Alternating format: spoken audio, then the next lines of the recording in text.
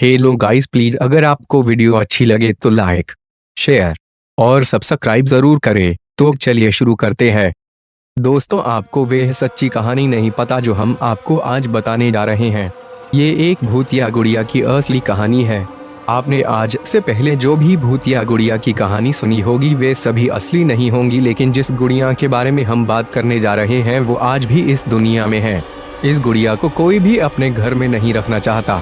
इसकी वजह जानकर लोगों की रूह कांप उठती है। संभव है कि आपने किसी हॉलीवुड हॉरर फिल्म में भी इसके बारे में देखा सुना होगा। कहा जाता है कि इसकी असली कहानी कुछ और है। दरअसल इस गुड़िया को भूतिया इसलिए कहा जाता है क्योंकि माना जाता है कि ये गुड़िया जीवित है। फिल्म एनाबेल क्रिएशन में इसके बारे में जो दिखाया गया है वो इस गुड़िया की सच्ची कहानी से अलग है। अमेरिकन लेखक जॉनी ग्रुएल ने सबसे पहले अपनी एक रचना में इसका जिक्र किया था, लेकिन सच ये है कि बेहद रहस्यमयी ढंग से ये डॉल उनकी जिंदगी में आई थी।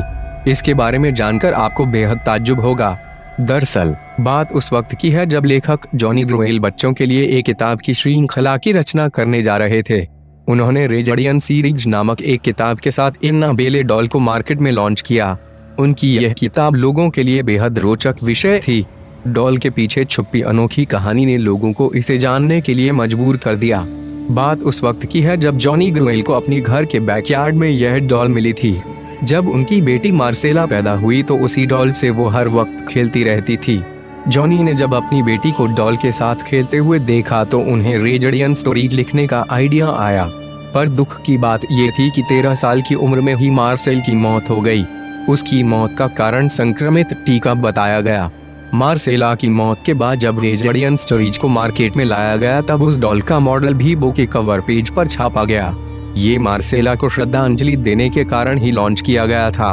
पर हैरानी की बात ये थी कि मार्सेला की मौत के बाद असली एनाबेले डॉल जिससे मार्सेला खेला करती थी वो अचानक घर से कहीं गायब हो गई। जिस रहस्यमयी ढंग से ये डॉल उस घर में आई थी ठीक वैसे ही वो वहां से लापता हो गई। किसी को नहीं पता था कि वे गुड़िया कहाँ गई। मार्सेला ने उसके बारे में पता लगाने की काफी कोशिश भी की, लेकिन उसका पता नहीं चला। और फिर एक दिन वो असली डॉल एक एंटीक शॉप में मिला। ये बात है साल 1970 की। एक नर्सिंग स्टूडेंट जिसका नाम था डोना, उसकी मां ने डोना को ये डॉल गिफ्ट की थी। लेकिन डोना ने डॉल को पाने के बाद से ही उसमें कुछ अजीब चीजें नोटिस की। डोना ने देखा कि डॉल अपने आप ही पोजीशन चेंज कर रही थी। कभी कभी डोना डॉल को एक रूम में रख के कहीं बाहर जाती थी तो वापस लौटने पर वे डॉल उसे वहां नहीं मिलती थी। तलाशने पर उसे वो गुड़िया घर के किसी दूसरे कोने मिलती थी।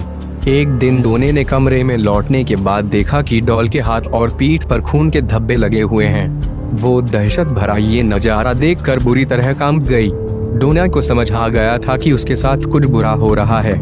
इसके बाद डोना ने फौरन paranormal activity expert Dar Lauren को बुलाया। डॉर लॉरेन ने जब पाया कि यह डॉल भूतिया है तब डोना और ज्यादा डर गई। उसने उस गुड़िया को वहां से ले जाने के लिए कहा। डॉर लॉरेन उस वक्त उस गुड़िया को अपने साथ कार में ऑकल्ट म्यूजियम में ले गए, लेकिन कार से जाते वक्त डॉल ने कुछ ऐसी हरकत शुरू कर दी जिसका अंदाजा उन दोनों को नहीं था। दरअसल गुड़िया ने अपनी पूरी ताकत से उन्हें रोकने की कोशिश की। गुड़िया ने बार बार डॉल कार का स्टीयरिंग घुमाने की कोशिश की, मानो कि वो उन्हें कहीं और ले जाना चाहती है। बड़ी मुश्किल से एड और लॉरेन अपनी मंजिल तक पहुंचते हैं। डॉर लॉरेन उस शापित भूतिया डॉल को अपने म्यूजियम में मंत्र से एक कांच के बक्से में बंद करके रख देते हैं। माना जाता है कि आज भी उसकी भूतिया ताकत एक्टिव है। इसी कारण से उसके पास किसी को जाने नहीं दिया जाता।